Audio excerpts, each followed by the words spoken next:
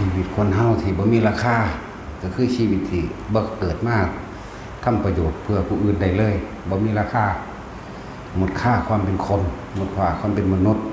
มันสิเกิดมาในฐานะร่ำรวยก็สร้างได้มาโดยการเบียดเบียนได้มาโดยการข่มเหงพวกนี้ความสุขสบายของเขาความร่ำรวยของเขาได้มาเพราะเลือดเนื้อผู้อื่นหยาดเหงื่อและแรงงานของผู้อื่นไร้ค่าไร้ราคาแบบนี้ความเป็นอยู่ก็กินชีวิตผู้อื่นการใดมากก็ใดมากโดยการเบียดเบียนข่มเหงผู้อื่นนะคิดเบิ่งดีๆเด้อแล้วก็เฮ็ดชีวิตทำชีวิตตัวเองให้หมดค่าราคาความเป็นมนุษย์บ่มีค่าแม้กระทั่งคนเป็นคน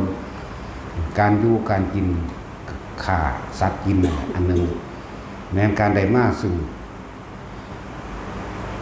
เงินทองชื่อเสียงการใดมาด้วยเลือดเนื้อหยาดเนื้อแรงงานของผู้อื่นนะเขาจึงบ่ได้ให้ค่ากับคนแบบนั้นแม้มึงสิยศใหญ่มันได้กระสร้างตายคือเก่านะแต่เฮาจึงเอาทุกบ่จำเป็นคนที่สร้างสาธารณกุศลใดที่เป็นประโยชน์ต้องเป็นประโยชน์โดยธรรมประโยชน์ทางธรรมประโยชน์สัมมาทิฏฐิแม้นสิแลกโดยชีวิตแม้นจะมีการฆ่ากระจางแต่ว่าเจตนาของเฮาบริสุทธิ์ในการเพื่อสินำคนให้ได้รู้ธรรมให้ได้เห็นธรรมเฮาจะเอาธรรมเป็นไงเจตนาคือประคองคนเข้าสู่สัมมาทิฏฐินะยุคสมัยปัจจุบันนี้ก็เป็นยุคกาขาวอยู่แล้วกาขาวมันบ่มีดอกในโลกนี้อย่างว่ามีแต่กาดำเบิดนั่นแหละแต่ว่าปริศนาธรรมของคนโบราณเอาไว้บอกไว้คนเลวถูกยกย่องว่าเป็นคนดีเขาเจ้าเอิ้นกาขาวจากว่าอะไรนั่นแหละพวกนี้บ่ได้มีค่าราคาอีหยังดอกเปรียบเทียบข้าราชการบางพวกบางหมู่เรานักการเมืองนะยังก็แล้วแต่ชีวิตความสุขสบายของเขาได้มาเพราะเลือดเนื้อผู้อื่นความมีเงินเดือนตลอดทั้งยศถาบรรดาศักดิ์ได้เมื่อเพราะหยาดเหงื่อแรงกายและการข่มเหงผู้อื่นบัดนี้ถ้าคนมันดี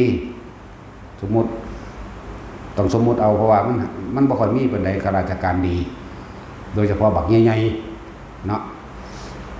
นั่นแหละแต่มันดีใช้อำนาจและยศถาบรรดาศักดิ์ของตัวเองให้เป็นประโยชน์เป็นสาธารณกุศลอันนี้จะดียิ่งขึ้นไปเข้าใจว่าล่ะถ้าใส่ไปทางที่ถูกต้องเป็นผู้นำที่ดีได้นะจะดียิ่งเลยพวกนี้แต่ก็สิมีหมู่บริวารหลายที่จริงคนทั้งหลายมีจิตใต้สำนึกในความดีอยู่เด้แต่ว่าคนเลวมันหลายกว่าแต่บ่เฮ็ดน้ำเขาแน่เพราะว่าตัวเองบ่ดีจริงอย่างว่าล่ะถ้าบ่เฮ็ดน้ำเขาถ้าเฮาผู้อื่นเขาก็เฮ็ดคือเก่าเสียคือเก่าถ้าคนมันดีจริงนะบ่มีทางนะนั่นแหละเพราะว่าเขาบ่เอาทำเป็นไงเขาบ่เอาความจริงเป็นไงเขาบ่เอามัคคะโนฆะสัมมาทิฏฐิเป็นไงศาสนานี่พระพุทธเจ้าเฮากว่าสิเกิดเป็นศาสนาใดก็ขามากคือกันนั่นแหละมันคือได้กล่าวเว้าได้แบบนี้บางภพบางชาติบางสมัยพระพุทธเจ้าของเฮาก็เป็นนักรบขามาเพื่อสิตั้งบ้านเมืองแล้วก็ทำคุณงามความดีถ้าที่เป็นมโหสถลบขาคือกันเพื่อสินำคนเข้าสู่สัมมาทิฏฐิเด้เพื่อสินำคนเข้าสู่ความจริงเอาง่ายๆอย่างหนึ่งพระเจ้าอโศกมหาราชนี่ข่ามาเท่าใดล้านไป10 ล้านมาดิบาสุดท้ายมากลับใจนะมากลับใจใหม่แล้วก็มาบำรุงพุทธศาสนานำคนเข้าสู่สัมมาทิฏฐิบ่ล่ะก็บ่เห็นว่าเราไปตกนรกทางใดก็เกิดเป็นงูเหลือมกับงูเหลือมที่อยู่อายุประมาณบ่ถึงปีหรอกเว้ยแต่ว่าใครแน่ถ้ามีหินเถระซึ่งเป็นลูกเพิ่นเองไปโปรดเอา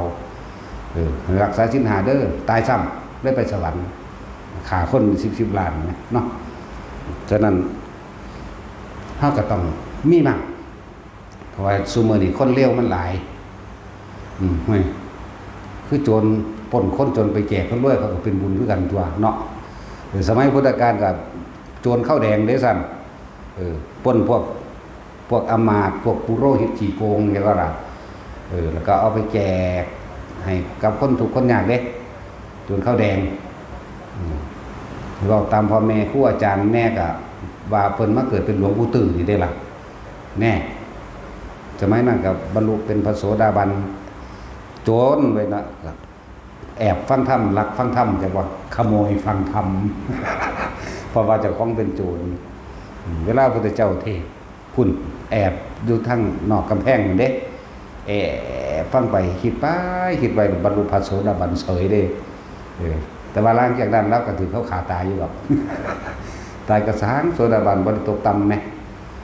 แล้วก็เกิดเลี่ยราดมาเลยจนมาเกิดเป็นหลวงปู่ตื้อนี่อันนี้ให้กำลังใจแต่ละคนจะย่านคนเลวหลายจากบ่ให้ย่านตายคือเก่าย่านก็ตายบ่ย่านก็ตายจากบ่ล่ะซึ่งโดยเฉพาะพระพุทธศาสนาเฮานี่หมู่ภิกษุสงฆ์ทั้งหลายศาสนาบุคคลถูกทำลายชื่อเสียงเสื่อมทำลายหลักธรรมทำลายบ่ได้ดอกแต่ว่ามันทำลายชื่อเสียงของภิกษุองค์นั้นพระสงฆ์องค์ใดที่เทศนาดีแน่ที่ปฏิภาณโวหารไว้ผิดในการแสดงธรรมบอกกุศลบอกประโยชน์ใหญ่ใดเขาสิมาทำลายฉะนั้นจึงบอกว่าเขาสิใส่คำว่ากฎหมายเขามาแทรกแซงนะวัดบางวัดนะ40-50 ปีแล้วบ่ท่านได้เป็นวัดอยู่บ่ท่านได้รับอนุญาตจากหม้องใดอยู่แต่ว่าเขาเจ้าเป็นวัดเป็นว่ามาก70-80 ปีก็มีเด้นี่แหละวิธีการแทรกแซงเข้ามาในการทำลายพุทธศาสนาก็คือทำลายศาสนาบุคคลทำลายบุคคลบุคลากรแห่งพุทธศาสนาคือภิกษุนักบวชพวกนักเทศทั้งหลายนี่เขาเจ้าเทศหน่วยบ่แน่จริงเขาเจ้าบ่ออกมาเทศเด้มันเป็นไปโดยธรรมของมันเด้แต่จังว่าบ้านใดหรือลูกศิษย์ลูกหาเวลาครูบาอาจารย์ถูกเขามากล่าวตูใส่ร้ายทำลายเฮาเป็นผู้อยู่น้ำเพิ่นเฮาเป็นผู้คุกคลีกับเพิ่นเฮาฮู้จักการไปกันมาเฮาฮู้จักการใส่การสอยเฮาฮู้จักกริยามารยาทเฮาฮู้จักว่าเพิ่นสร้างประโยชน์แนวใดนะร่วมตัวกันปกป้องเพิ่นแหน่จะปล่อยเพิ่นแต่ลำพังผู้เดียวหลายเห็นบ่ล่ะก็ต้องอาศัยกำลังความสมัครสมานสามัคคีนำซึ่งเฮาเห็นมาเรื่อยๆนี่คุณจะเว้าเรื่องไกลๆแน่คือจังครูบาศรีวิชัยครูบาเขาปีมื้อนี่ไล่มาแต่ผู้ใดได้ฮู้ประวัติของเพิ่นมันจากน้ำตาไหลไปพร้อมเด้เขาเจ้าถูกทรมานถูกกันแกล้งจากสงฆ์คือกันอย่างหนึ่งถูกกันแกล้งจากข้างโลกคือในอำเภอมื้อนี่ในอำเภอปลัดจังหวัดหรือผู้ว่าจังหวัดจังซี่นี่เฮาศึกษามาตลอดเด้แนวมื้อนี่พระสุมโนดาบทมื้อนี่จับเพิ่นศึกเพิ่นก็อยู่จังซั่นแหละเอาไปมาเพิ่นก็บรรลุอยู่คือเก่าอยู่เรื่องเล่าหลายอันหลายอย่างได้ที่พระดีๆถูกกันแกล้งจังว่าล่ะซุมื้อนี้ก็ใช้คำว่ากฎหมายใส่คำว่าพาณิชย์ใส่คำว่าคนของรัฐหรือระบบราชการนี่คือเขาสิใส่มาแบบนี้นะแต่ว่าเฮาเบิ่งตัวว่าเพิ่นเฮ็ดประโยชน์หยังพวกแทรกแซงมันก็สิว่าประโยชน์ต้องอยู่ใต้กฎหมายเด้ของเฮานี่ประโยชน์ที่เราทำนี้ต้องไม่มีลิมิตบ่อยู่ใต้เพราะว่าเฮาบ่ทำลายเบียดเบียนผู้ใดเสียชีวิตหรือทรัพย์สินเข้าใจบ่ล่ะพวกเฮาสิบ่เฮ็ดเฮาก็เฮ็ดอยู่แต่เฮาเด้เฮาบ่เคยออกไปทางใดบ่เฮ็ดกุมุกกะหมุมอยู่ในนี่แหละบ่ไปไสจึงบอกว่าไฟก็สร้างถ้ามาก้าวตูใส่ร้ายเฮาน่ะตีแมงเลยอยู่ในนี่เข้าใจบ่ล่ะพระทุกองค์อยู่นี่ให้ตีมีคมแฝกถือดาบ สัตว์แมงโดดจะไปสอนมันศาสนาอื่นๆเขายังเฮ็ดได้ไหมศาสนาอื่นขาพระขาเน้นขา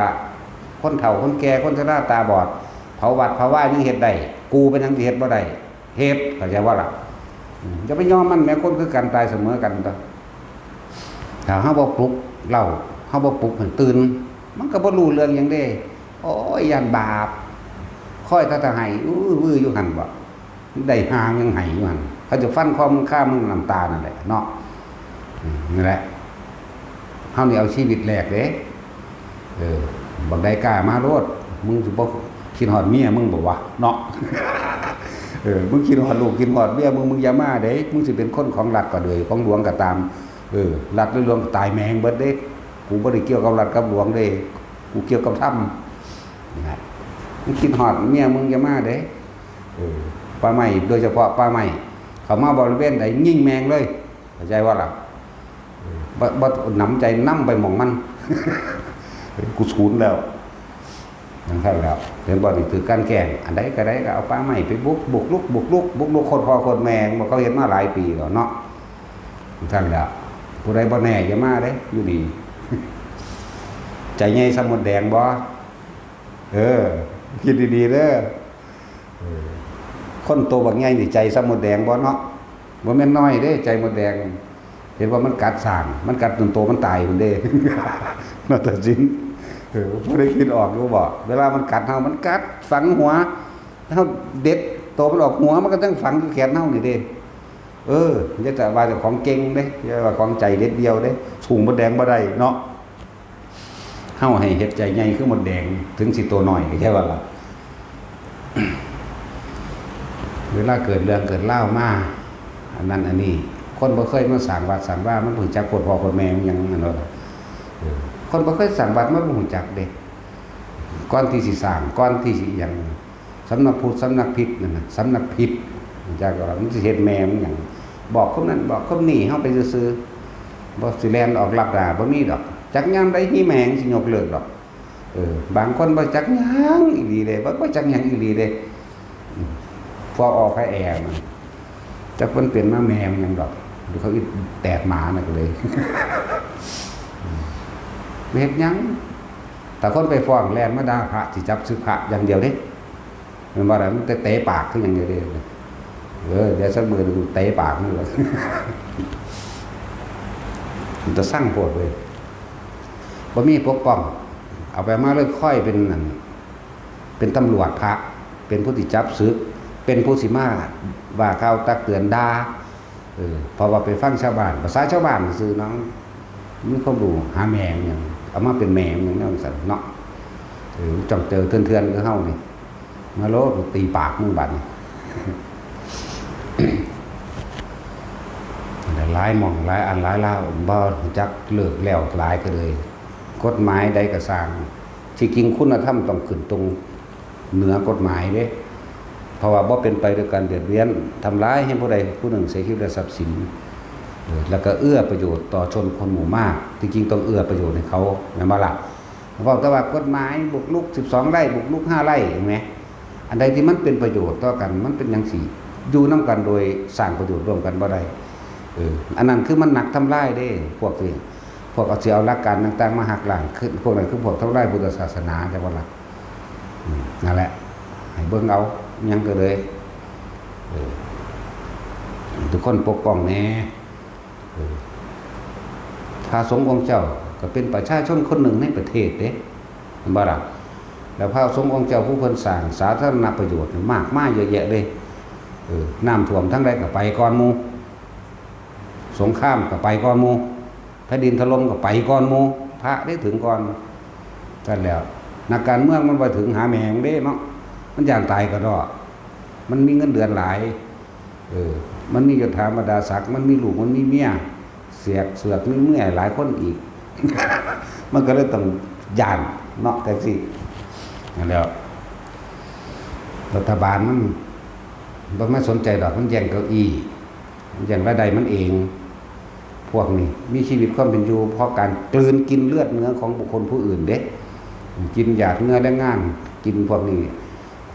หมู่พระสงฆ์องค์เจ้าลงมาสิแทนที่สิมาเอื้อเฟื้อซึ่งกันและกันเพิ่นสร้างประโยชน์นะคือในกรณีหลวงตาสิมนี่แหละบ่อนำพระอินทร์นี่แหละองค์เพิ่นสร้างประโยชน์ตั้งแต่กี้ภูเขาหัวโล้นหัวโขกอยู่ต้นไม้กับพวกป่าไม้หลักไปขายเบิดแล้ว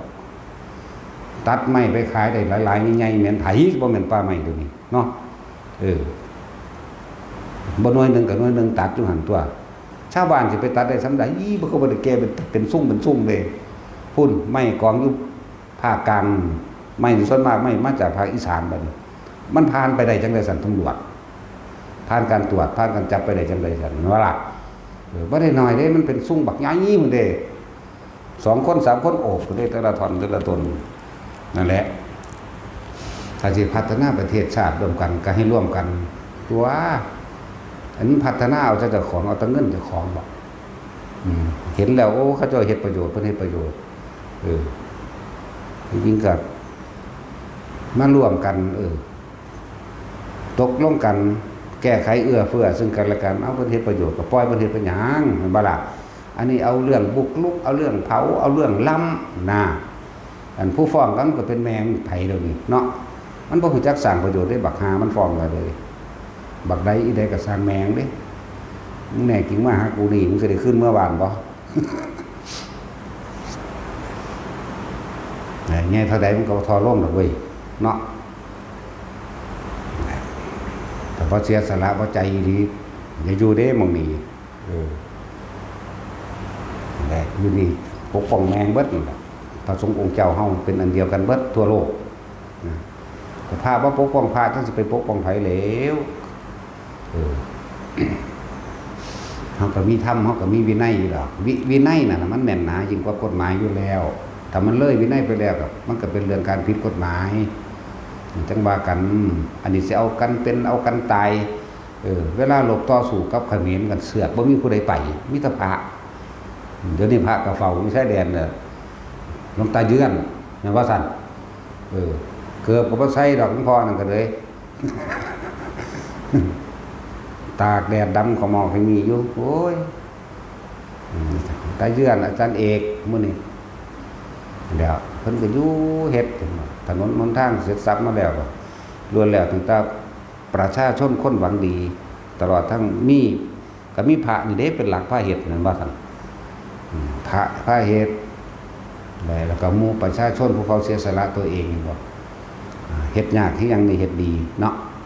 เพราะว่ามันมีคนอิจฉานะไม่ข่าเฮ็ดดีเลยตัวยากหยังบาดให้กูวันนี้แม่นว่าล่ะเอ้าค่าเพื่อดีก็มีเอาก็เอาคือเขาเลยเว้ย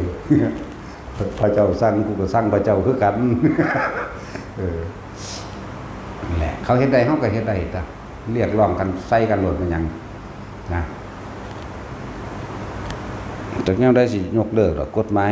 คุ้มครองสงฆ์คุ้มครองแม่งบ่กูบ่เห็นว่าผู้ใดมาคุ้มครองมีแต่ทำลายซ้ำว่าแต่เป็นอีหยังขึ้นพรบนั่นหน้านี่หมวดนี่ว่าด้วยเรื่องช่อโกงตรวจสอบเงินบริจาคจังซี่มั้ย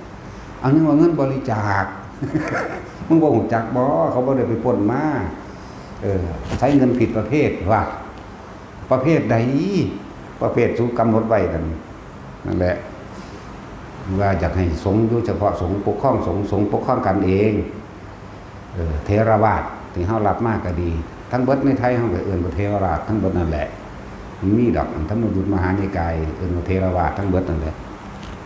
ต่างตรงที่ว่าอารัญญวาสีหรือข้ามาวาสีผู้อยู่บ้านกับผู้อยู่ป่าซื่อๆที่จริงก็อยู่ในหมวดแห่งเทรวาท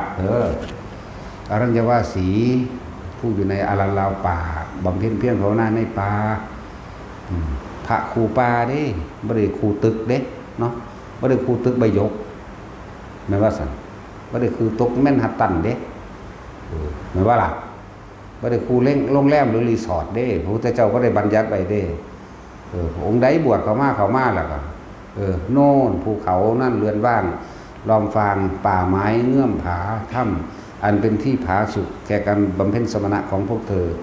ที่ต่างหากได้ล่ะป่าช้าเนี่ยบ่มีแต่ป่ากับป่าก็สิพาออกจากป่าได้จังได๋เขาเมืองก็ฆ่าคนซั่นล่ะเว้ยเนาะนี่ล่ะคือว่าล่ะว่าคนมาบ่เอาใจจดจ่อใส่ในประโยชน์ธรรมประโยชน์หรือสิ่งที่พระพุทธเจ้ากระทำมาฆ่าสัตว์ทั้งหลายบำเพ็ญเพียรมาจนกว่าสำเร็จเป็นพระพุทธเจ้าใดคนบ่ได้เอาใจใส่จดจ่อปานนั้นดอกอ่านพระไตรปิฎกก็อ่านมาไว้ทำลายหมู่คณะสงฆ์เท่านั้นพวกทำลายก็ดี ที่สิออกมาปกป้องกันบ่ออกมาอยู่ในเฮือนนั่นแหละเก่งๆพวกอยู่ในเฮือนเนาะมาเว้าด่าพระแล้วก็ไปเชิญกันโอ้ยแม่นว่าล่ะว่าเว้าด่าพระแบบนั้นวินัยข้อนั้นข้อนี้ว่าด้วยเรื่องยกตัวอย่างนั้นเว้าแล้วก็ไปเชิญกันแม่โอ้ยลูกเขาอีแต่โปกแม่ว่าแต่กี้ว่ามาด่าแล้วก็ไปเชิญกันได้อีหน้าใหญ่แม่ยังแม่แบบแทนที่สิปกป้องกันเองเพราะว่าจักแบบว่าพอคนมันบ่มีใจบริสุทธิ์ที่กว้างขวางเฮานี่เกิดมาทำประโยชน์เพื่อผู้อื่นเท่านั้นเด้บ่ได้ว่าสิมาเฮ็ดเพื่อไผผู้ใดผู้หนึ่งเด้อันแล้วมาทำประโยชน์เพื่อผู้อื่นเท่านั้นเฮ็ดไปจนตายนั่นแหละบ่ได้มาหาอยู่หากินแต่เจ้าของเด้นั่นแหละจังว่า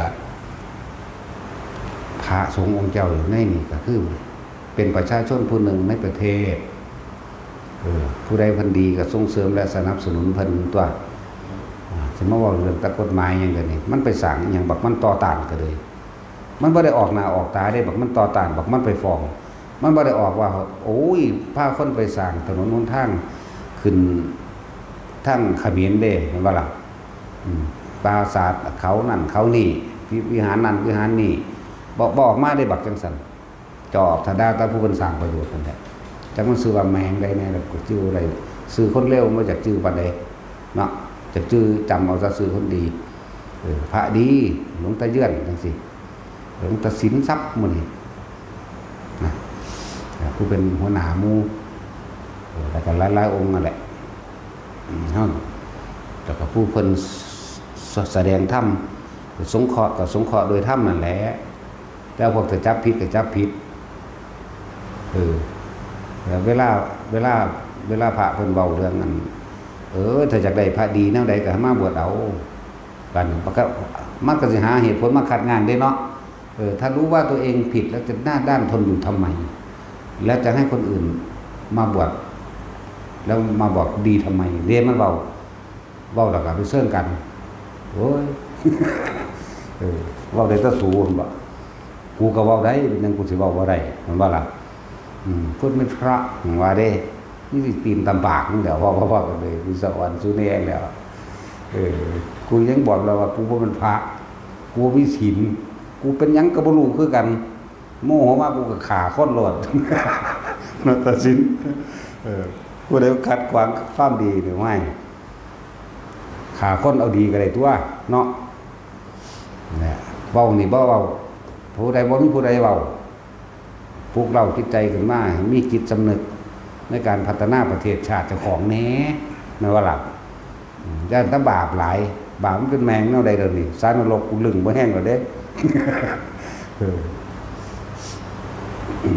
มีแต่ย่านบาปมีแต่ย่านเอียงพิษนั่นพิษนี่หลายเทเวไว้เจตนาหังภิกขเวตัวเจตนาอยู่ได้เป็นตัวกรรมแท้ว่าล่ะทรงชาติขาคนใดเด้เนาะแต่สิเฮ็ดแต่ว่าเจ้านั่นแหละมีอยู่ได้ตัวอย่างอายุน้อยเปิดต้องสวดมนต์ไหว้พระนั่งสมาธิจักหน่อยไปยังบาทนี่ไม่ผมบอกหาแมงบอกตัวนั่นแหละจักชั่วโมงหนึ่งยินเสียงแป้งตายแล้วกลับมานั่งสมาธิต่อเสยก็บ่เห็นได้ล่ะว่าเราไปตกนรกเดี๋ยวนี้เราอยู่พวกมโลกพุ่นแม่เฮาจักก็แล้วกันน่ะก็ตายแล้วล่ะจังเบาแต่ถ้าเขาตายก็บ่เว้าดอกเขาจะนำไปจับเราตายแล้วก็ตายทำสมาธิตายสมแหมนั่นแหละเว้าให้ทางออกแต่ละคนว่าให้มาตีบตันตะวายานบาปฮู้อยู่จริงๆแล้วแม่นสิหลายสำใดสลึงกับคนเฮาก็มีจิตใจสำนึกในหิริโอตปะอยู่ดอกคนพุทธนี่มันซึมซาบน้ำใจมาจากพระพุทธเจ้าอยู่แล้วมีเมตตาอยู่แล้วมีกรุณาอยู่แล้วเด้แต่ว่าเป็นหลงผิดเพราะคำยุ่งส่งเสริมจากพวกนอกศาสนาเด้จากว่าล่ะเดรัจฉีพระเจ้าเอิ้นเดรัจฉีอารัชชีต่างๆนี่นะเอิ้นพวกเดรัจฉีนอกศาสนาซึ่งมีความเชื่อที่ไม่ตรงตามความเป็นจริงมันคนละอย่างกันอย่างสั้นนั่นแหละ ปลุกจะให้ตื่นปกปักรักษาบุคคลผู้เพิ่นสร้างประโยชน์แหน่เพิ่นสิเป็นไผก็สร้างปกป้องรักษาซึ่งกันและกันเพิ่นสร้างประโยชน์ได้กว่าเฮาก็ส่งเสริมสนับสนุนตัวคือดวงตาสินทรัพย์ตัวนี้แหละเฮาถ้าเรื่องส่งเสริมสนับสนุนคนทำดีเอาอยู่แล้วหรือคือเรื่องครูบาชัยวัดจังซี่เว้าขึ้นบุกลุก 2,000 ไร่ 3,000 ไร่เฮ้ยอันนี้บ่เป็นความจริงปากขาดเอาให้กูนี่แม่เนาะยังลืมละก็สิเว้ามันเว้าบ่ออกเว้าออกได้แต่คำว่าอภูตวาตีนริยังอุปติบุคคลผู้ใดกระตูผู้อื่นด้วยถ้าคำไม่จริงย่อมลงสู่นรกสิเว้าคำนั้นไปอีกก็เว้าบ่ได้บัดอยู่ผู้เดียวเสือกเว้าได้คิดได้นะสิเว้าคำนี้ออกไปสู่อากาศเสือกเว้าบ่ได้มันตายอีหลีโลดเอาไว้หยังพุทธเจ้าเกิดมาหลายล้านพระองค์แบบคนก็ยังอยู่พอสำนีเนาะเขาสิแค่หยังวะนั่นแหละแต่ตัวเองก็ทั้งเกิดผ่านพุทธเจ้ามาบวชเอหิภิกขุ3,584,392พระพุทธเจ้าตัวก็ยังศูนย์ใส่ผู้นั้นศูนย์ใส่ผู้นี้อยู่โมโหเลยยังนั่งก็งออยู่กรรมดาคนอีกอยู่หานี่ก็สายนั้นกับคนอยู่น้ำบ้านน้ำเมืองที่บ่รู้จักว่าอันใดเป็นโทษอันใดเป็นประโยชน์เนาะอันใดมันเป็นสิสร้างสรรค์กับประเทศชาติตัวเองบุคคลที่ควรส่งเสริมสนับสนุนนี่แหละพระสงฆ์องค์เจ้าผู้เพิ่นซอยเหลือสังคมผู้เพิ่นเป็นจุดศูนย์ร่วมทั้งจิตใจพร้อมจุดศูนย์ร่วมทั้งสงเคราะห์โลกพร้อมเหมือนบ่ล่ะควรส่งเสริมสนับสนุนรักษาไว้เนี่ยตัวบุคคลคือกันคือเรื่องกันจอมพลังจังซี่คนเฮามันก็ผิดพลาดมาได้แต่ว่าเกิดกลายเป็นคนดีก็ได้คนเลวคักๆเป็นคนดีก็ดีคักๆเด้เนาะคนดีคักๆกลายเป็นคนเลวก็เลวสุดๆเด้บ่ธรรมดาเด้เนี่ยคนดีเลยท้อถอยท้อแท้ในการทำดี แต่ว่านั่นคือบ่ดีจริงจักว่าล่ะแต่ดีจริงบ่มีท้อแท้บ่มีอ่อนแอบ่มีท้อถอยแม้นผู้เดียวก็เฮ็ดอยู่หั่นแหละจังซั่นล่ะคนดีจริงๆนั่นน่ะแม้นจะมีคนเลวมาชักจูงชักชวนที่จะให้เป็นคนเลวคนดีจริงๆก็บ่อาจสามารถที่จะเป็นคนเลวไปได้ใช่ว่าล่ะคนดีจริงเป็นแบบนั้นเขาจะยึดคุณธรรมความดีสร้างประโยชน์ต่อสาธารณชนเป็นต้นประโยชน์นี้เป็นประโยชน์โดยธรรมเป็นประโยชน์โดยให้เห็นสัมมาทิฏฐิให้เห็นความจริงของโลกเฮาน้อมนำเข้าสู่อริยสัจ4ได้นี่น้อมเข้าสู่แต่ว่าเครื่องกั้นเครื่องกลางบางที่เฮาอาจจะมีความคิดเอียงและวันไหวไปในทางข่าวลือการเกาตูใส่ลายต่างๆนะข่าวสารซุมนี้มันไว้นะจังสั่นนั่นแหละบางคนบ่เคยรู้จักเพิ่นเลยบ่เคยเห็นจักเทื่อคือจังบ่เคยเห็นเฮานี่แหละเว้าเลยปานว่ารู้จักเฮาเบิดปานว่าเป็นผู้เขียนชีวิตเฮาได้ตรงนี้มากำหนดนั่นกำหนดนี่โอ้ยจังซั่นแหละจักนั้นก็ว่าอวดคุณวิเศษว่าเด้ไม่มีในตันปราชิกก็ซั่นเฮ้ยนี่ได้สิสกายคิกแล้ว ลูกถีบสายฟ้าเนาะสั่นกลับเลี้ยนมาทำลายผู้เพิ่นรักษาไว้ยังสิสำคัญเท่ากับบุคลากรอันเป็นศาสนาบุคคลผู้รักษาพุทธศาสนาโดยแท้จริงคือภิกษุนักบวชถ้าว่ามีภิกษุนักบวชเฮาถ้าสิเว้าเรื่องใดๆเฮาต้องเบิ่งแม่บ่มีผู้ใดเว้าเรื่องธรรมะได้มันบ่มีพระให้เปรียบหรือว่าซั่นบ่มีพระให้ยกถ้าวันบ่มีแล้วเอาแม่สิไปเว้าวางใดนะนั่นแล้วนักปฏิบัติกับนักเรียนต่างกันที่หยังจ้ะนะเว้าให้ดูถูกก็ดูถูกเด้เนาะเฮาก็เรียนคือกันบัดนี้กูก็เรียนดีบ่ดีกูจบสูงกว่าสูสำทักธรรมก็เลยแล้วกูก็ปฏิบัติบัดนี้แล้วเฮาก็ฮู้อารมณ์ความรู้สึกต่างๆน้ำปลาน้ำดงน้ำร้อนน้ำหนาวน้ำหิวน้ำหวาดกลัวน้ำสยดสยองขั้นครามต่างๆกับสถานที่กับถนนกับทางที่เฮาไปนิมิตต่างๆประสบการณ์ต่างๆมันเป็นความจริงแบบใดเฮารู้กว่าเด้เฮาสิได้เปรียบตรงที่ว่าเฮาออกป่ากินนั่นว่าล่ะนั้นแต่เดี๋ยวนี้ก็อยู่ป่าเด้บ่ได้อยู่ตึกเวิ้นเทศเด้เนาะ ตัวเว้นเลยก็ยิ่งแล้วอย่างแล้วส่วนผู้เรียนมาซื่อเรียนมาแล้วเอาไปถากถางคนนั้นกระแนะไปแสะคนนั้นคนนี้เนาะพวกมาหาแมงบอกพวกหมาที่เนาะได้ตาเฮาแม่นอยู่ดอกหมามันก็มีหน้าที่เฮาพวกหมานี่มาหาหรือหมานี่นะมีหน้าที่เห่ามันเห่าไปเบิดเด้มันไม่รู้ได้ว่าใครดีใครชั่วเพราะหน้าที่ของมันคือเห่าเนาะมันแซ่บแล้วมันจะเห็นแมงยังกูไปเห็นวันออกหน้าพอไปซอยผู้ใดดอกเนาะนั่นแหละเขาจึงบังเงิดนะซื่อๆอยู่นั่นแหละปลุกใจให้ทุกคนตื่นแน่พวกเขาถูกครอบคุมโดยศาสนาอื่นๆจักว่าล่ะถูกครอบคุมโดยลัทธิเดรัจฉีเด้จักว่าถ้าพวกเขาคนถ้าเข้าใจว่าแต่ของเป็นพุทธแท้ๆนะก็ต้องปกป้องตัวเองตัวถ้าพุทธศาสนาในไทยหายไปแม้พระมหากษัตริย์ก็ทรงอยู่ไม่ได้ที่สิบอกให้เด้อคำว่าชาติแล้วแต่มันสิเปลี่ยนไปตามผู้นำได้บัดนี้มันว่าล่ะชาติหมายถึงบุคคลทั้งหลายอยู่ในแผ่นดินนี่แหละคำว่าชาติเลยฉะนั้นถ้าชาติแล้วก็ต้องเป็นพระพุทธศาสนาจึงจะมีพระมหากษัตริย์พระมหากษัตริย์กับพุทธศาสนามาพร้อมกันเด้พระเจ้าเป็นทศพิธราชธรรมมีราชประเพณีในศาสนาอุปถัมภกมาตลอดเด้มีมาแต่ดังเดิมมีมาแต่ 2,000 กว่าปีแล้วเด้พวกเจ้าจะให้เดรัจฉีนอกศาสนาก็มาคุ้มบ่ทุกอย่างล้วนแล้วถ้ามีเบื้องหลังเรื่องของผู้บายใช้วัดจังสิก็มีเบื้องหลังมีคำสั่งจากเดรัจฉีนอกศาสนาแต่พวกอันก็ถูกชักจูงชักชวนจากว่าล่ะให้คล้อยตามสวยการทำลายได้ง่ายคือการทำลายให้เกิดการเสื่อมศรัทธาใช่ว่าล่ะ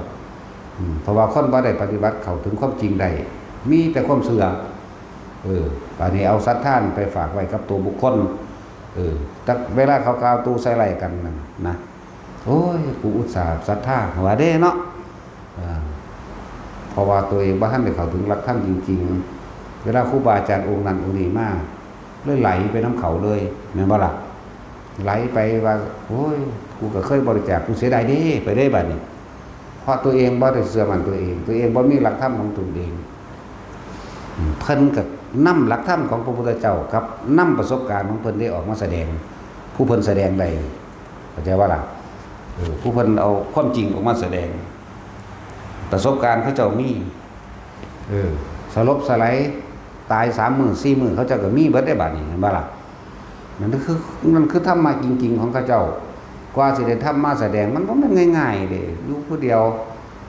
อดข้าวอดน้ำ10 มื้อ15 มื้อ20 มื้อสลบสลายอาการม่วนปวดหัวขึ้นล่มออกหูเป็นไดล่มออกกลางหัวเป็นจังไดเหมือนกับหัวสิระเบิดเป็นจังไดเขาเจ้าหูเด้เห็นบ่ล่ะหลายอย่างที่เฮาฝึกมาเพิ่นฝึกมาก็ดีคนเฮ็ดคือกันมันบ่ได้แย่งกันทุกเม็ดเด้มันก็ฮู้จักอยู่เด้แต่ละองค์นั่นน่ะก็สิได้นำก็สิได้ประสบการณ์แล้วนั้นความจริงแล้วนั้นทำเรานั้นออกมาแสดงไปแห้งดูจังว่าปลุกให้ผู้คนตื่นรู้แน่พุทธศาสนานะมันมีไพ่มาโดนนั่นแหละบัดนี้มันกำลังได้โอกาสในการผัดรื้อกระพือปีกสร้างกระแสข่าวเท็จเพื่อทำลายความศรัทธาครับบุญละพวกเจ้าก็จะเอาศรัทธาไปฝากไว้กับล้มปากคนหลายพวกเจ้าก็ปฏิบัติน้ำแน่สุว่าเฮาศรัทธาพระองค์ใดองค์หนึ่งได้หลักธรรมกับผู้นั้นก็ลองปฏิบัติใส่ปฏิบัติตามที่เพิ่นแนะนำตัวแนะนำปฏิบัติเมื่อเข้าถึงแล้วมันก็เข้าใจดอกบัดนี้บุคคลผู้ใดรู้ธรรมจากท่านผู้ใดผู้หนึ่งท่านผู้นั้นย่อมเป็นครูสูงสุดของเขาอย่าทำลายมือที่ชุ่มที่เคยเอื้อเฟื้อให้ตัวเองได้อยู่สุขสบายอย่าทำร้ายต้นไม้ใบบังที่เคยนั่งพักบนเงาแม้การหักกิ่งก้านลันใบจักว่าล่ะอันนั้นแล้วธรรมะพุทธเจ้าท่านเด้ในโลกลมเย็นใดเพราะธรรมะตัวนี้คือเมตตารักผู้อื่นเสมอด้วยตนรักตนเสมอด้วยผู้อื่นครอบคลุมไปเบิดมีการช่วยเหลือและแบ่งปันซึ่งกันและกัน มีมุทิตาบ่อิจฉาริษยามีความร่วมยินดีมุทิตาร่วมยินดีซึ่งกันและกันโดยธรรมมีอุเบกขาเป็นที่รองรับควรหรือไม่ควรประโยชน์หรือโทษเด้ทั้งนั้นล่ะพระสงฆ์จะเป็นผู้ปกป้องโลกเด้ถ้าขาดพระสงฆ์ออกไปแล้วก็บ่มีผู้ใดสิปกป้องโลกนะถ้าพระว่าเสียสละใครสิเสียสละคิดบ้างดีๆเด้อพวกผู้ว่าราชการจังหวัดแต่ละจังหวัดเสียสละอยู่บ่เวลามีภัยมาถ้าพระว่าเสียสละไผสิเสียเดี๋ยวนี้นั่นสั่นมันสั่นแล้วก็นั่นก็แค่ว่าเป็นอาชีพรับราชการประจำตำแหน่งผู้ว่าอาชีพรับราชการประจำตำแหน่งเป็นอาจารย์ประจำสอนโรงเรียนนั่นโรงเรียนนี่เป็นตำรวจเป็นทหารมึงเด้บ่มีผู้ใดจกเงินส่วนตัวแต่ของดอกเนาะเป็นอาชีพนักการเมืองอาชีพเป็นสิ่งนี้มันว่าท่านนักการโกงอาชีพเนาะอันนี้พวกป่าไม้ก็ว่าอาชีพเป็นราชการป่าไม้มีหน้าที่เฝ้าไม้ไว้ขายให้แก่พวกตัวเองเพื่อเอาไม้ไปขายให้กับนักการเมืองและนายทุนเนาะเรื่องสั้นเดียวล่ะเห็นบ่ล่ะในน้อยหนึ่งเดวัดแต่ละวัดมันก็บ่กี่วัดเด้ที่เขาจ่อใส่นี่เห็นบ่แต่ว่ารีสอร์ทโล่งงานบุกลุกป่าเอาป่าใหม่เอาต้นใหม่ไปออกขายที่เราเป็นซุ่งไงๆน่ะนะพวกเราเคยเห็นบ่เดิมแต่สิมันเคยเห็นบ่รถซุ่งผ่านมันเคยขี่รถผ่านบ่เขาคือบ่จับกันคือกลางถนนเทเลอไปคันหนึ่งอ่ะเทเลอร์หนึ่งนั่นน่ะ3 ทอนมันใหญ่คักบ่ธรรมดาเด้บัดนี้เป็น10แล่นผ่านกันเบิ้นเด้อน่ะแน่บัดพากูไปปลูกป่าไปเฮ็ดกันกุฏิแทรกไปน้ำหันซื้อบุกลุกปันดังสิข้อขาดบาตายเนาะปันว่าขาคนแถวนั้นตายมุนเบิดแบบป้นกี้ขาข่มขืนเห็นบ่สังสมอาวุธนิวเคลียร์มันเพราะมันมองกันปานนั้นเห็นไหมเนาะเมื่อกี้วัดได้ที่เขาไปหาเพิ่งกันเนี่ยไปท่านนับกูศูนย์เด้พระอยู่หัน300มัน600ตีนหมดตัวเนาะบ่ให้มันไปสู้เลยก็ได้ตัวไม่ขาทำความดีก็ได้ตัวออกมาเดี๋ยวศูนย์บาทกับป่าไม้เนี่ยเขาบอกมาตลอดเด้อก่อนที่จะเกิดเรื่องเล่าต่างๆเขาบอกมาตลอดแม่นบ่บอกมาตลอดเลยเป็น10 ปีแล้วต้องบอกเรื่องนี้มากนี่เราถ้าพุ่นพระพุทธเจ้าเพิ่นทำนายไว้แล้วตั้งแต่เพิ่นเรื่องการรับวัดเชตวันวัดแรกที่เพิ่นรับคือวัดเวรุวันแต่ว่านั้นเป็นกษัตริย์สร้างเขาสร้างได้โดยลำพังตัวเขาเองผู้เดียวอย่าว่าเขามีอำนาจในแผ่นดินนั้นอยู่แล้วแต่ว่าวัดที่สร้างโดยประชาชนคนมีศรัทธาแผ่นดินสะเทือนถึง7 ครั้งตัวคือวัดเชตวันโดยอำนาจบิณฑกเศรษฐีพุทธเจ้าก่อนที่รับบ่ได้เป็นรับง่ายๆเด้รับของพระราชานั่นน่ะเพราะป้องกันอาญาไว้อย่างหนึ่งเด้มันมีในยะมันมีเหลี่ยมอยู่ในหันเด้เข้าใจว่าล่ะพระราชากษัตริย์ในสมัยนั้นแหละถ้าเกิดว่าเฮ็ดบ่ถูกใจเขาสามารถสั่งประหารได้เด้สามารถทั้งทำลายได้รับเพื่อป้องกันอาญาเข้าใจว่านี่พวกเจ้าฮู้จักบ่เคล็ดลับอยู่ในหันเพราะฮู้จักลึกไปฮอดพุ่นพุ่นล่ะเลยเว้าให้ฟังรับต้องรับเพื่อป้องกันอาญาไว้บ่แม่นรับเพื่อความสุขสบายของหมู่ภิกษุเด้เพื่อป้องกันอาญาคำว่าอาญาคือลงโทษกษัตริย์ถ้าบ่พอใจก็ลงโทษได้เข้าใจว่าล่ะ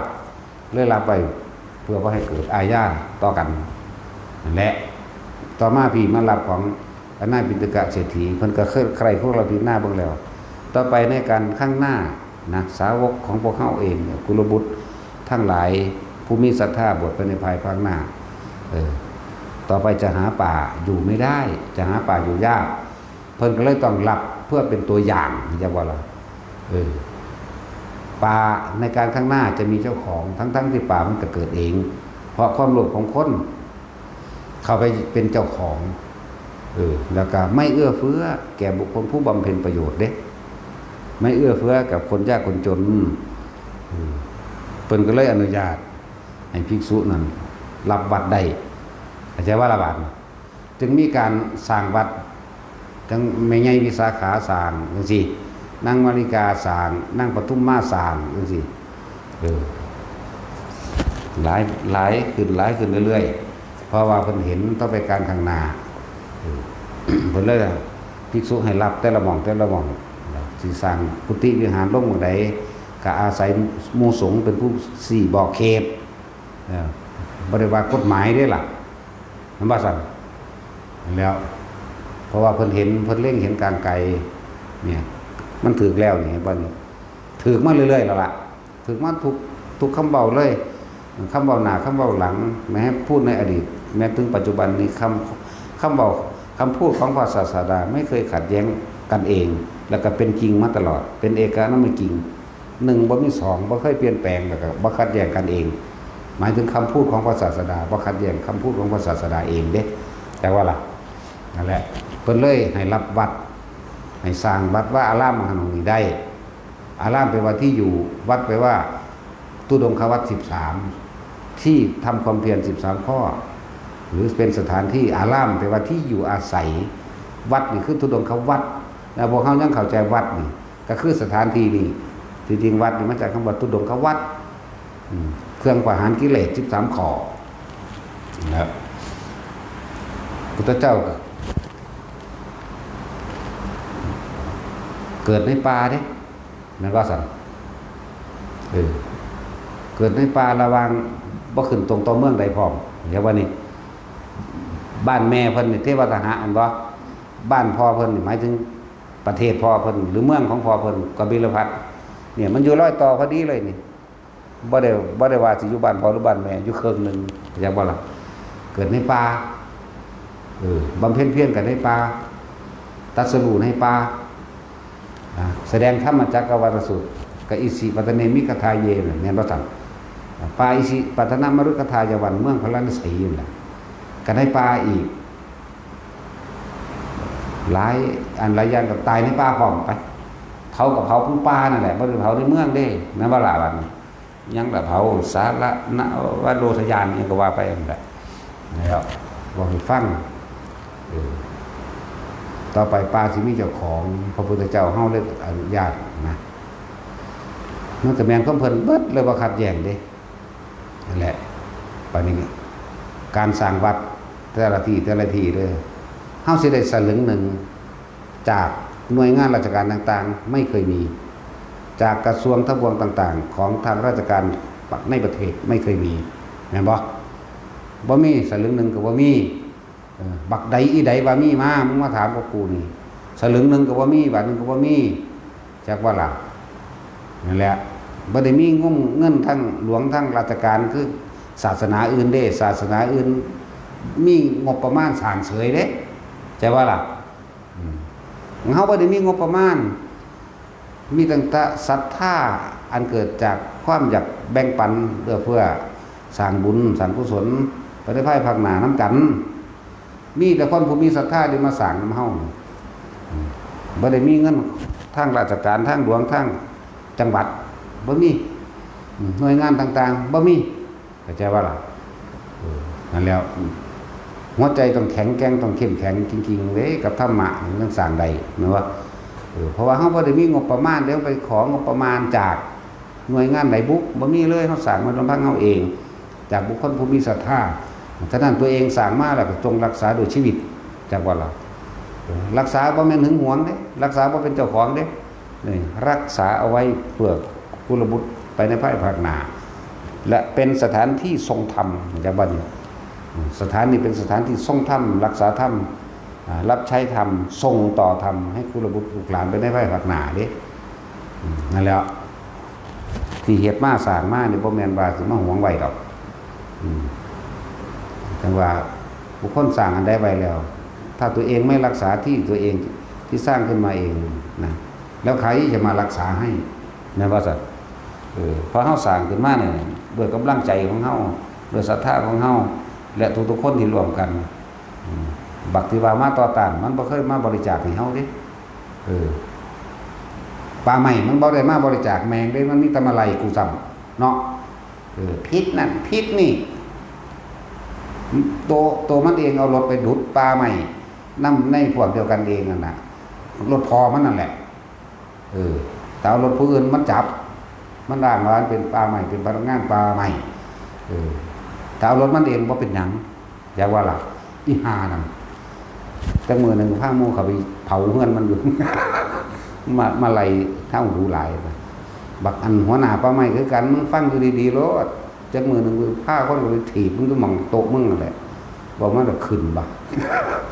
ศูนย์น้ำหลวงตาสินกับศูนย์มาแห้งแล้วเนาะมันมีลูกมีเมียนะจะญาตินะมันคิดหอดเมียมันก็แล่นขึ้นเมียไปหาเมียมันตัวเนาะเขาบอกให้มีไหมเอาแต่แม่ลูกเรียนจบหรือเปล่ามีค่าเทอมบ่เนาะจังสั่นตัวจานแมงอย่างผู้ว่าผู้เวกมันก็ถือจักโคตรแมงอย่างไปกันเลย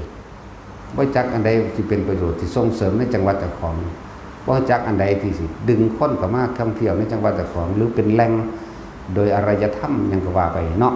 บ่มีจังเป็นสั่นแหละเขาว่าส่งเสริมสนับสนุนดอกอันใดที่เป็นประโยชน์อันใดที่มันเป็นแก่ประชาชนคนยากคนจนมันบ่ส่งเสริมเด้แต่มันเป็นแมงจังมันเฮ็ดหยังเนาะนั่นแล้วชีวิตความเป็นอยู่ของสูนั่นน่ะกินชีวิตผู้อื่นกัดกลืนกินชีวิตอื่นหยาดเหงื่อแรงงานของผู้อื่นกรรมมันน่าให้ผลไรเฮานี่แหละสิเป็นเจ้ากรรมนายเวรเองเฮานี่สาธุเป็นไปตามกรรมกูนี่แหละจะเป็นผู้ตัดสินกรรมเรียกว่าล่ะมันก่อกวนกูรู้ว่ากูเมียนแมงแน่นอนอยู่แล้วนั่นแหละตื่นได้แล้วแต่ละจังหวัดนั่นน่ะจักบ่ล่ะศาสนาอื่นเข้าเงินงบหลวงไปสร้างศาสนาพุทธบ่ได้มีจักสลึงสร้างขึ้นมาโดยศรัทธาสัมพันธ์ของตนเองกว่าสิเป็นขึ้นมาได้ธรรมดาเนาะจิตใจต้องตั้งมั่นจิตใจมุ่งมั่นมีศรัทธามีปัญญารู้แจ้งตามความเป็นจริงเห็นเหตุในการไกลอันใดเป็นทุกข์อันใดเป็นโทษอันใดเป็นประโยชน์เด้ปัญญาแต่ก็มีความเพียรพร้อมศรัทธาปัญญาความเพียรบัดนี้จาคะมีความเสียสละในตนเองท่านและจาคะและเสียสละออกจากความยึดมั่นถือมั่นในตนเองสละตนเองว่าที่นี่จะเป็นประโยชน์ในการพักหน้าที่นี่จะเป็นสถานที่รองรับธรรมะรองรับบุคคลผู้เดินทางไกลรองรับบุคคลผู้ทุกข์ยากจะเป็นที่พึ่งพิงพักอาศัยของคนยากและของคนจนคนที่มีความทุกข์นี่เห็นว่านี่สละตัวเองออกรับใส่ตัวและศีลมีศีลก็คือโดยจิตเจตนาแล้วเนี่ยไม่มีความเจตนาในการทำร้ายเบียดเบียนให้ผู้ใดผู้หนึ่งเสียชีวิตและทรัพย์สิน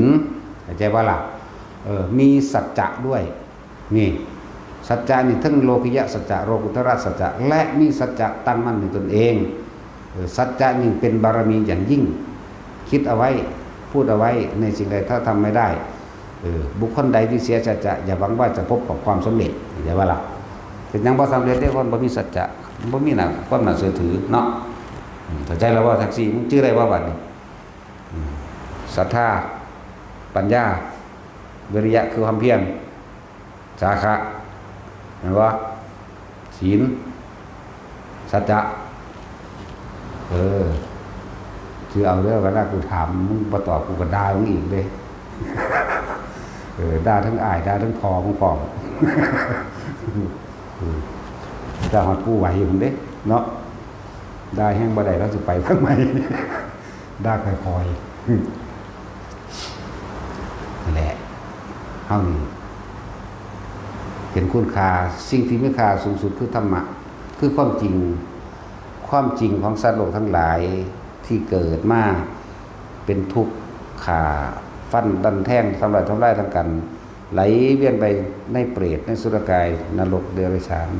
ไหลเวียนไปมาแม้ได้เกิดมาเป็นคนมั่งมาได้เกิดเป็นเทวดามั่งกันไหลเวียนไปหาทางออกบ่ได้ตกอยู่ในอำนาจของอวิชชาบ่เข้าใจนี่คือธรรมะไฟมืดไฟเกิดธรรมะ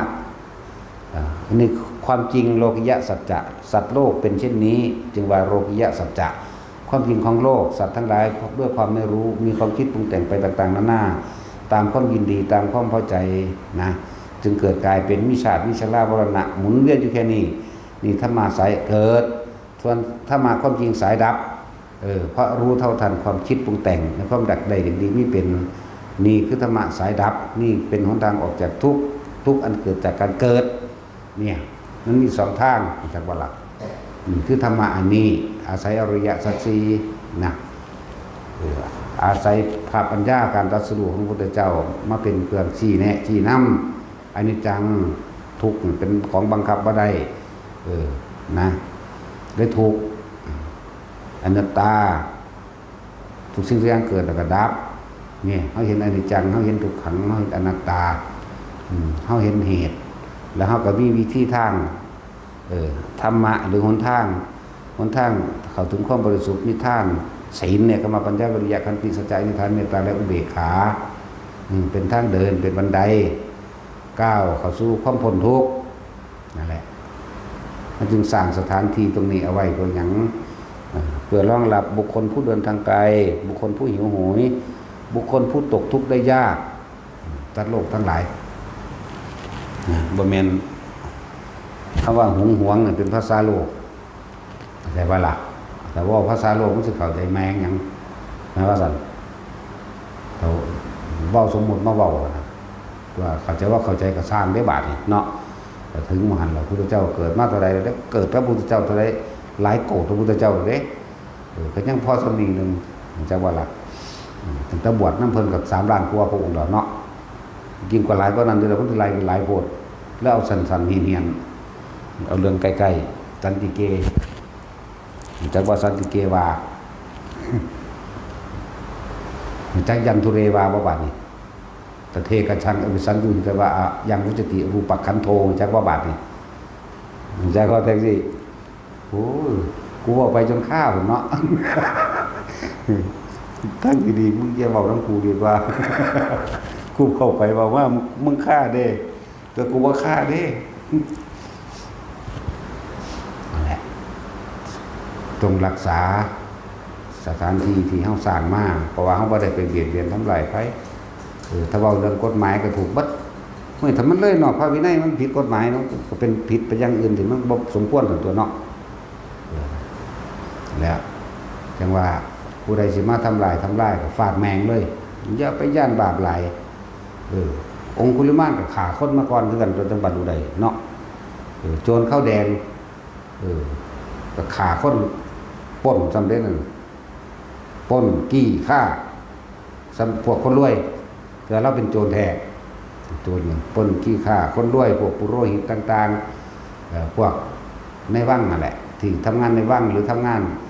เป็นเศรษฐีต่างๆที่มีการโกงตาช่างมั่งโกงแรงงานมั่งหรือทำลายพวกขาทาสบริวารมั่งโจรข้าวแดงเลยแล้วก็ไปแบ่งปันกับคนทุกคนยากเด็กแล้วก็ยังบรรลุโสดาบันอยู่ในสมัยนั้นก็ดีบานิเว้าในสมัยนั้นสันตติอมาตย์พระเจ้าพระเศียรให้ไปปราบโจรชายแดนจังว่าล่ะฆ่าคนแสนกว่าเด้แถมสำมอบ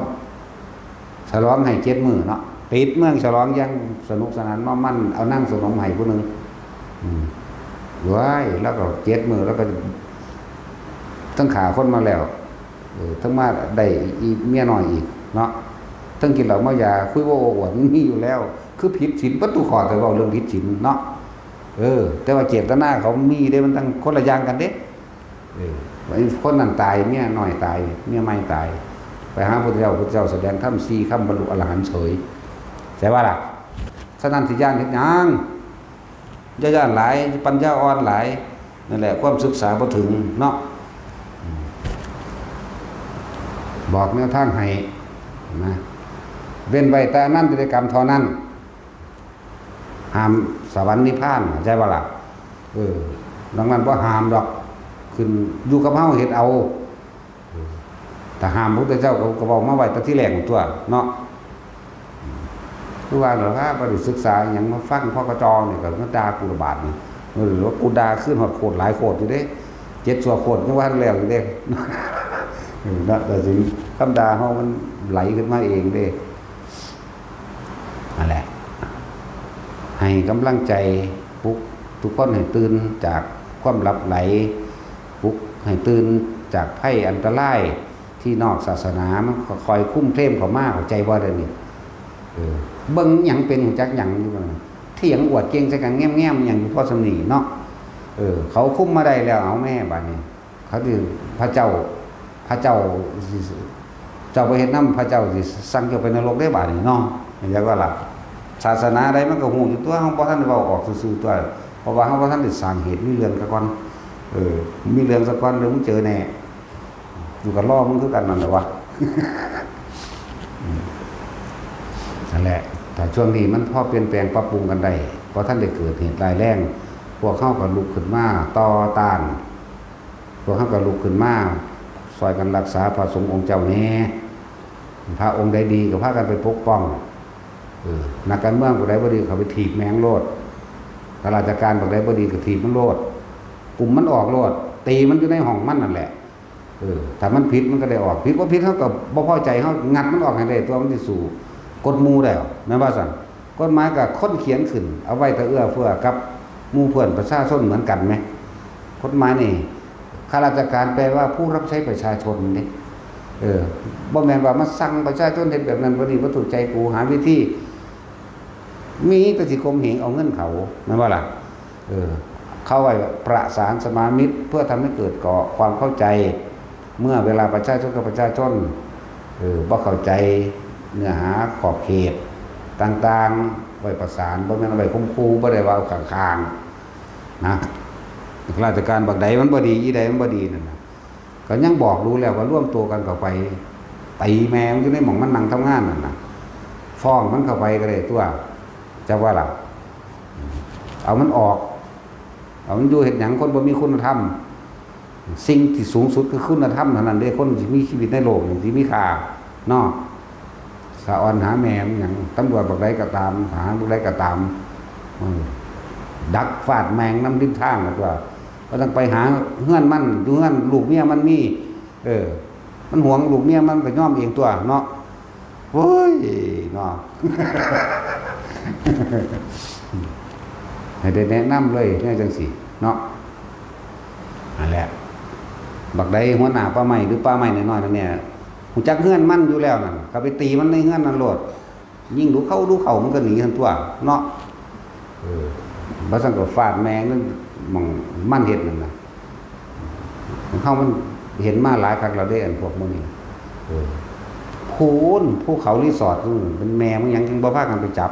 มาจับหยังพระน้อยๆอ้อเหาะเดียวนึงเนาะขี่เครื่องบินขึ้นสูงๆสุกกระเบิ่งแหน่โลกนี่มันกว้างขนาดใดบ่แม่นสิมาจ่อเอาอยู่เฉพาะอันในวัดในว่าแหมเนาะเขาสิผิดซำใดเด้อนี่ตายมาโจรผู้ร้ายฆ่าปล้นกี้ข่มขืนขังมนุษย์ไว้กินบ่แม่นว่าล่ะศูนย์วะไปเบิ่งในภาคเหนือเดี๋ยวมันมีต้นไม้อยู่บ่ลูกเขาอีหาลูกเขาอีสันดานหมาแม่นว่าล่ะพวกกฎหมายพวกป่าไม้นั่นน่ะไปเบิ่งแหน่ภูเขาหัวโลนเบิดแล้วทำท่าว่าปรับปรุงพื้นดินให้ปลูกถั่วเขียวให้ปลูกข้าวโพดแผนมันคือตัดเอาไม้โง่หลายเนาะซั่นแล้วภาคเหนือภูเขาก็โลนมาเรื่อยภาคกลางมามื้อนี้ก็แซวภาคอีสานมื้อนี้เต็มไปเบิดนั่นแหละเฮ็ดโรงงานปูนมันนั่นน่ะมันบ่ผิดติมาว่าซั่นผิดกฎหมายอยู่บ่แม่นบ่หรือกฎหมายถูกเขียนขึ้นเราเองเขียนมันถูกมันบ่ล่ะมาหารังแกแต่พวกเขาเจ้าบ่ต่อสู้นี่แหละเขาเจ้ารังแกได้เฉพาะพระนี่แหละว่าเนาะทั้งสั้นแหละร่วมตัวกันเดี๋ยวนี้เขาก็ร่วมตัวกันอยู่แล้วล่ะปกป้องเบิดนั่นแหละเป็นศูนย์ร่วมกันเลยล่ะบ่จะเป็นวัดป่าวัดนาพระอินทร์กับเฮาเดี๋ยวนี้ก็เป็นอันเดียวกันนั่นแหละใช่วัดมื้อนั้นไอ้มีปัญหาเป็นเดียวกันเบิดมหากุโรธพาลุยดอกเนาะตัดสินเป็นผู้ขับรถก็ต้องเอิ้นตัดสินตัวห่วยตัดสินบ่ขับกูขับเองก็ได้ตัวกูขับเป็นบัดซุแนวอยู่แม่ไปเข้าลงพิธีเตรียมอาวุธปืนมีอะไรเอามาเอาไปตะเฮาก็ได้ตัวเนาะจากบ่ใส่เสื้อเหลืองบุกก็ได้ตัวฆ่าแม่งเลยตัวสั่นแล้วนั่นแหละอย่างทุกคนตื่นแน่บ่แม่นว่ามีตั้งแต่มาใส่ร้ายทำร้ายกันเห็นบ่น่ะแต่ถ้าเขาคุมเข้ามาในประเทศแล้วพวกเจ้าจะเอาหยังมาสู่เขาถ้าว่าปกป้องกันไว้แต่เดี๋ยวนี้แม่จักว่าศาสนาอื่นพอเข้าใจบ่นั่นนี่ อย่าเพิ่งออกสื่อมันจักว่าล่ะอปพสเขาออกสื่ออยู่ตลอดเขาต่อสู้ก็ดีอีกแต่พวกเข้าสู่ในด้านพระเข้าก็เลยต้องอ่อนๆไว้แน่นะตรวจหน่วยงานราชการเป็นเครื่องมือเขาเบิดนั่นแหละใช่ว่าล่ะหูอยู่ว่าเป็นเครื่องมือแต่กูก็สัตว์มึงคือกันพอมึงมากมึงก็จะได้ผลประโยชน์ส่วนตัวเห็นว่าล่ะหูอยู่ว่ามึงพวกมึงถือสร้างว่าเป็นเครื่องมือนั่นแต่ว่ามึงขันมาหากินส่วนตัวมึงอีกคือมันมาอายัดไม่ไป700,000 กว่านั่นเห็นว่าล่ะมันคือบ่มาเอาบุ๊กเนาะกูข้างถ่าอยู่ ถ่าอยู่เด้อนั่นแหละนั่นก็ไฟมันเบิดเด้สิบอกให้เด้อบอกนั่นหัวแมนเด้แมนคนพูดเด้อนั่นเด้อนะสั่นละหลายอย่างดอกเริ่มปลุกกระแสให้ตื่นขึ้นมาแน่จะให้มีมาจะขยายมาเด้พวกเจ้าไปเห็นบ่ภาคใต้เป็นจังไดมันมีอยู่บอกคนพูดอยู่ใดอยู่บ่เห็นว่าล่ะเขาใส่ตะความรุนแรงเด้ถ้าเฮาใส่คือเขามั่งเป็นจังไดเห็นว่าล่ะเขาย่านคนเลวเขาก็เลวเหมือนกันเลยไม่ขาคนทำบุญก็ได้ตัว เนาะบอกเป็นตาสร้างยังอยู่ดีเดินมาไกลว่าพระเจ้าไม่สอนกระแม้นพระเจ้าว่าสอนกูนี่แหละไปเอาเองเห็นไหมล่ะกูไม่ได้โยนความผิดไปดอกกูรับผิดชอบก็บอกอยู่กูได้เดี๋ยวความผิดมาแม่มึงยิ่งปากมึงนั่นว่าตัดสินนี่ปุ๊กมันนี่ปุ๊กให้คนตื่นรู้แน่ภัยอันตรายต่างๆจากเดรัจฉีนอกศาสนาเขามาควบคุมในพุทธศาสนามาออกกฎหมายบังคับใส่เล่ห์เหลี่ยมกลเล่ห์เพชรบายในการทำลายศาสนาบุคคลทำลายพระสงฆ์องค์เจ้าโดยใส่วิธีว่าบุกลุกป่าแล้วก็ให้พวกพระสงฆ์ทั้งหลายนี่ไปเฮ็ดบัญชีตามมั่นแล้วก็สิตรวจสอบบัญชีใช้เงินผิดวัตถุประสงค์จับศึกเข้าใจว่าได้นั่นแหละวิธีทำลายมันง่ายขึ้นยังนี่วันนี้ออกพรบคุ้มครองสงฆ์แพงเสียงกูไปเห็นบัดได้คุ้มครองมันมีแต่ทำลายซอยกันถ้าเหนื่อยเนี่ยไปทั้งคุณเบิดได้สิบอกให้เด้อยังละนั่นแหละผู้ใดก็ฮู้อยู่ดอกพวกอนันตริยกรรมใหญ่ใจว่าล่ะพวกนี้เขาบอกฮู้จักได้ว่าเขาทำบาปเขาว่าเขาทำถูกด้วยนั่นจากวันแล้วพวกเขาก็จะย่านร้ายบาปบ่ได้ฆ่าพระพุทธเจ้าดอกบ่ได้ฆ่าพระอรหันต์บ่ได้ฆ่าพ่อบ่ได้ฆ่าแม่เฮาบ่ได้เฮ็ดสังฆเพศทั้งมีแต่ร่วมผสมเข้าเป็นหนึ่งเดียวกันเนาะนี่จะเป็นเครื่องกั้นเครื่องห้ามสวรรค์นิพพานจากวันนี้หลังสี่อันนี้เป็นสักขานุคานันตริยกัญญานี่หมายถึงอนันติกรรม5อย่างนั้นเป็นเครื่องห้ามมรรคผลนิพพานตลอดทั้งสวรรค์ปัจจุบันนี่สับเก่าได้นี่สับพุทธเจ้าเว้าได้นี่นั่นแหละอันที่เพราะเป็นสักขานุคาหรือเป็นมรรคานุคานี่คือไม่ได้ทำอนันตริยกรรม5ไม่ได้ห้ามสวรรค์นิพพานจะว่าหลักเพราะว่าได้ห้ามพวกนี้ในย่านหลายเว้ยนั่นแต่ศึกษาบาลีกับว่าท่องแท้ปฏิบัติกับว่าท่องแท้ว่ารู้แจ้งว่าสระตายใดมันก็ได้เป็นอาเก้อกลางฟังเขากันนะว่าอันนี้ผิดบ่ฮึอันนั้นบ่ฮึโอ้ยมันแหลกตายเพราะแห้งแล้วมันสิมีผิดมีถือว่าทางใดนั่นนี่มันหูจักโทษได้เป็นประโยชน์ได้เป็นโทษเนาะอันนี้เฮาเฮ็ดนี่เพื่อสรรพสัตว์ทั้งเบิดนี่ที่เว้าอยู่นี่ที่ว่ากล้าเว้าดังๆนี่มันเลยตายแล้วอย่าว่ามันบ่ได้ญาณเด้นี่คือเวรกำลังนับด้วยการฆ่าเจ้ากรรมนายเวรหรือเฮาเพียงสั่นเด้พุทธเจ้าบ่สอนดอกเฮานี่แหละเป็นผู้ว่าเองสมาทาน